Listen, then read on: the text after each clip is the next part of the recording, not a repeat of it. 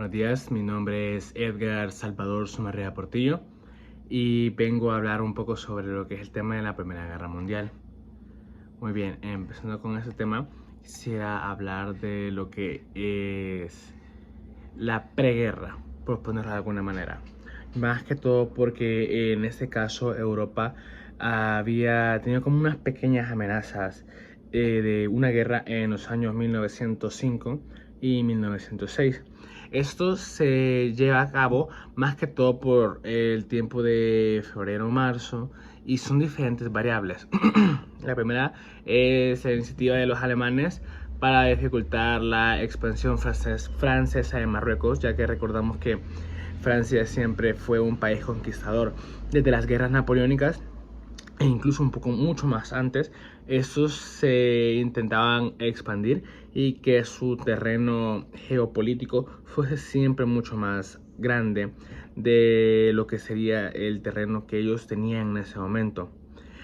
Otra es la anexión de Bosnia-Herzegovina a lo que sería Australia-Hungría en agosto-julio de 1911. Esta ocasión fue más que todo un poco más geopolítico. En la preguerra podemos ver que fueron bastantes los temas geopolíticos que todo, más que desacuerdos o conflictos más hablados, fueron más que todo las expansiones y también algunos conflictos de intereses entre Rusia y Austria-Hungría. En estos métodos podríamos decir que hubieron como 4 momentos de la preguerra mucho más notorios, que fue el asesinato del archiduque de Francisco Fernando el 27 de junio de 1914.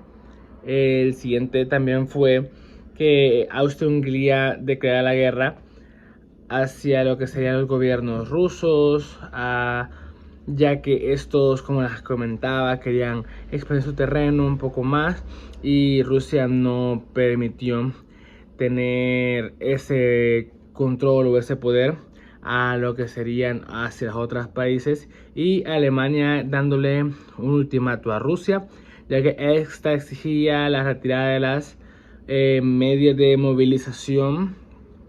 Al mismo tiempo le pedía a Francia que dejara de ser aliada de Rusia. Y estos fueron los acontecimientos más que todo de la preguerra. Ahora, el 10 de agosto de este año, Alemania declara lo que es la guerra a Rusia. Pero antes que todo, el 2 de agosto, Alemania entra por lo que es el lado belga, de que este es un país neutral, pero a Alemania eso no le importa, y lo que es que le invaden y le declaran también la guerra a Francia. Ya estando Francia y Rusia en el mismo bando en lo que es esta guerra, también se mete lo que sería Gran Bretaña o Inglaterra, ya que esta entra también en el conflicto del lado de Rusia, Francia y Gran Bretaña. Ya esas 3 naciones serían las que están peleando con un acuerdo en común, con un mismo objetivo.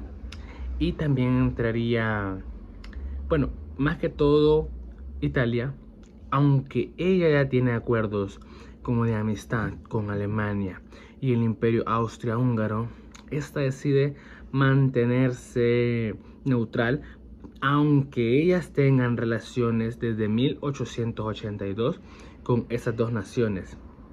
Bien, ¿por qué esta crisis no se evitó de forma diplomática y se sentaron a hablar?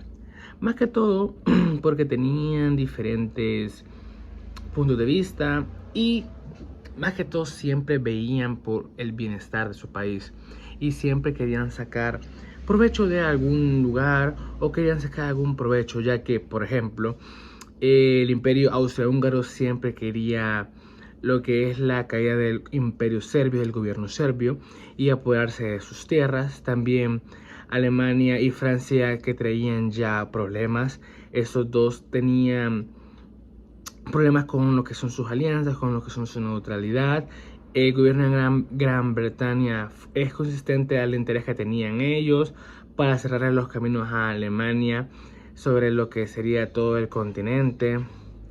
Y Alemania, en todo lo que sería su plan, tuvo lo que es un fracaso, ya que el plan de Alemania ya tenía 15 años planeándose, valga la redundancia, y previo a esta ofensiva, que sería más que todo dirigida hacia Francia, la ofensiva de los alemanes siempre había sido al principio buscar cómo perjudicar a este imperio francés, y que también desbordaba las líneas por los países que se le encontraban, por ejemplo Bélgica, como ya lo habíamos mencionado, y al cabo de unas 6 semanas pensaban que esta se conduciría a lo que es la victoria hasta ese imperio, y seguidamente ellos atacarían a lo que sería el imperio ruso o la Unión Soviética en este caso, que si no me equivoco está vigente aún en este año.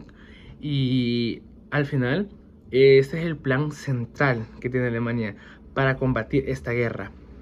Y todos sabemos ya que al final ellos no pudieron lograrlo, llámese porque el plan venía de hace 15 años y estos querían hacer algo del pasado en un presente donde todo fue muy cambiante, pero ese plan no se encontró muy bien edificado a la hora de hacerse ya en el momento. Muy bien, ahora nos tomaremos un poco más en el año de 1915. En lo que sería este año, las tropas austroalemanas estarían al frente de lo que sería un ataque declarándole la guerra a Rusia. Estos perforarían lo que serían las defensas de Rusia y lograrían tomar el control de la ciudad de Pilsen, después de Lemberg y de Galicia. Estas tenían ocupaciones rusas, por lo que pasaron a ser de este ejército austroalemán. También podemos recalcar que en este 1915 fue cuando el gobierno de Italia se metió un poco más en lo que sería esta guerra. También en el año 1916 Alemania seguía atacando a Rusia, y aunque las tropas rusas retrocedían, estas nunca fueron derrotadas, ya que estas no lograrían llevar a cabo una acción justificada, lo que seguiría a partir de junio en los diferentes ataques. También los países de Francia, bueno, el país de Francia más que todo, este seguiría sin respiro y seguirían atacando y teniendo como ese pequeño confrontamiento, que diríamos que también en 4 meses estos llegarían a tener 2 pequeñas guerras. Esto los dejaría en podríamos decir mal parados, o podríamos decir que dejarían con muy exhaustos a lo que sería esa tropa.